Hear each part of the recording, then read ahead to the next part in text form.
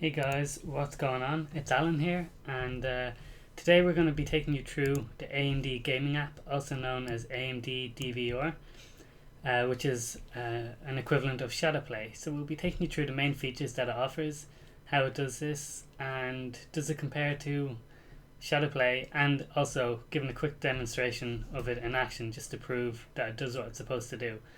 So firstly, when you'll see the new interface when you download the Raptor app, and it allows you to download your drivers straight away, so you don't have to go to AMD anymore and search for your drivers download. It'll give you the check to update.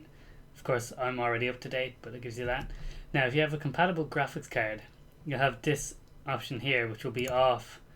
But then you can click on, and it'll say Game DVR now enabled, and you're now able to use it. So what I recommend doing then is to go and customize the settings here. Just press this little button and opens up the game DVR. So automatically it brings you on medium, I think, which has 30 megabits per second quality, frame rate of 30 frames per second, and 720p resolution.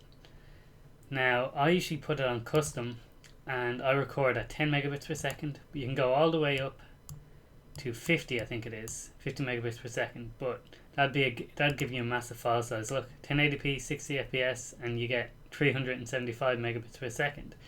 So I tend to render my videos at about 10 megabits per second, so I can deal with that file size.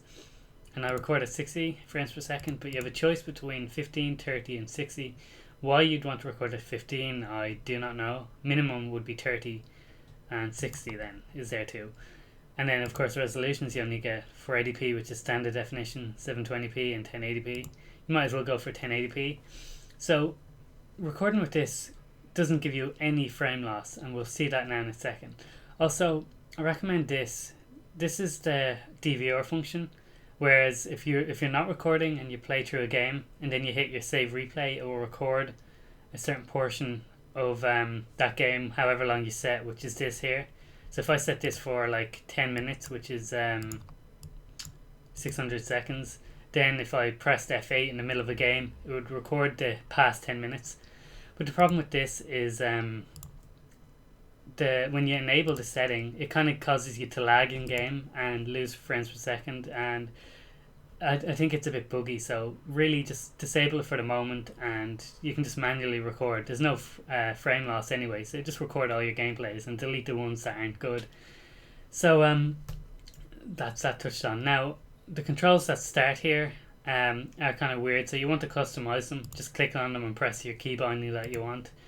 They're the ones I use. So these are the settings I use. Also, you can choose the setting of where you want the DVR logo to be, or the icon. I usually put it in the top right corner when I'm playing, and it'll give you a little camera icon to know it's working.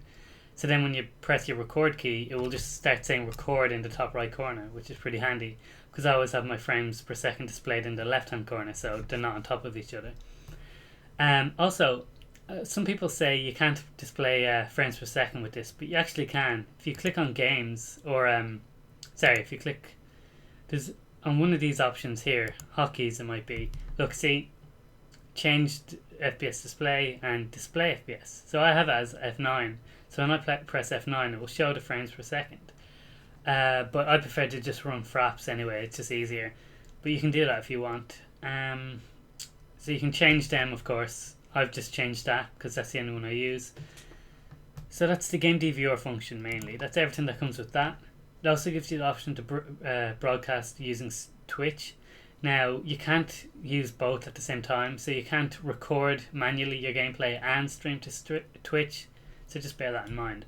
So I haven't really touched these settings because I really haven't got into it yet. I haven't tried streaming, but I should at some point because I've decent internet. But you can customize all these settings, whatever you want.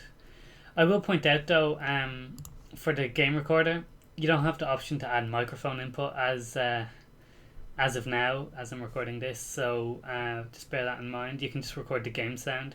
But I mean, you can use stuff like Audacity as I'm using here for this, and it's almost as good. Like Audacity is a great program for quality, but it's just a bit of an effort syncing them together and stuff. But I mean, that's what you can do. So that's a quick overview of what it is. Also, the Raptor software gives you the option to optimize your games based on AMD's crowdsourced software, which basically means that based on the community feedback, they can optimize your game based on the settings other people run. It's not as good as Nvidia's version, where they actually run the game based on the hardware that you're running and kind of try and optimize it for the best performance. This just kind of takes an average performance and gives you that. So sometimes it'll give you performance that isn't optimal for your system. So it might run games on ultra, but you mightn't be able to get 60 frames per second while doing that. So it's hit and miss, but it's still a cool feature, and I'm sure it'll work better when they've got more information. But I just thought I'd touch on that. So that's pretty much everything of note. Of course, they have the reward system where you earn points for playing games and optimizing games, and you can unlock stuff like graphics cards and games and stuff. You need a lot of points though. But yeah, that's a brief overview of this. So we'll do a quick test of it to show you the performance loss and what little that is. So let's see. Oh, by the way, if you're wondering who this is, that's Rose Leslie from Game of Thrones. She plays Ygritte. Right.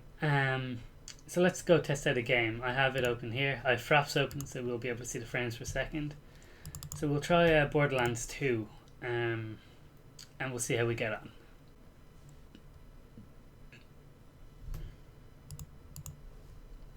Okay, so we'll check out the settings here and keep the frame rate unlimited so we can see the changes.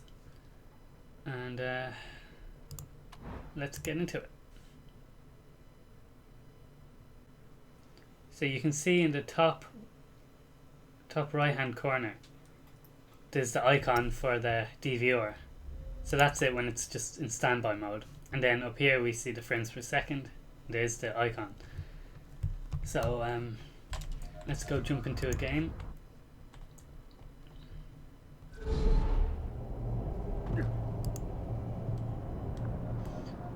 Alright, so my frame rate is around 66, right? Without recording. 67, 67. Now, I'll press the record button. And as you can see, still getting 78, 70, same performance. And you can see the recording icon in the top right corner. Press stop recording. And the frame rate stays the same. It actually seemed to drop there, but that's just because I moved. But look, okay, I won't move now. I'm on 77 frames. I'm recording now. And there you go. No frame loss whatsoever. The most I've seen is 2 frames per second loss. And as you can see, it's a really good piece of software. It's just like Shadowplay, Nvidia Shadowplay. It records without you losing frames per second. And records 1080p, 60 frames per second flawlessly. So there you go. I'll just quit that because I don't want to be playing around for too long. So we'll quit out of this game. Now I will point out it isn't beta, so there are some bugs, and everything's not perfect. For example, Origin games don't work perfectly. You have to disable the Origin overlay to play games like Battlefield. Otherwise the game will lag really bad, it will cut you out, or it'll let you play but at a frame rate of 2 FPS, which isn't really desirable now, is it? So overall though, it's pretty solid, and I can't wait to see what it's like in a few months. They'll obviously have support for microphone input by then.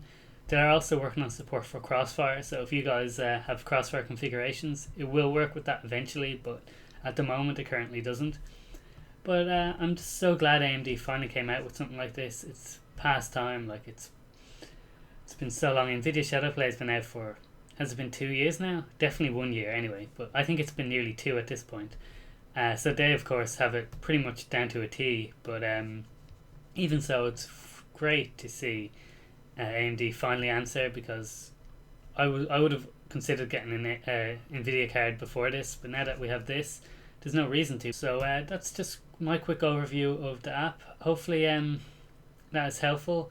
Obviously things are going to change in the future. They'll add in more features and fix out the bugs and stuff, but as of the time I'm recording, this is how it stands. But let me know in the comments, are you guys willing to test it out now? If you have an AMD card, if you're willing to give them a shot, or are you just not going to bother and think it's just really bad? But I haven't had any major problems with it. I mean, sometimes when I was playing Borderlands for like 20 or 30 minutes, it might stop and the game will crash. But that only happened once or twice, so it's nothing really to worry about. And as I said, it isn't beta, so give it a couple of months, give AMD time to catch up, and it'll be flawless in no time. But anyway, that's pretty much all I have to say. Thank you guys so much for watching. Hopefully you found this video helpful and instructive, and I'll see you in the next one. Have a great day.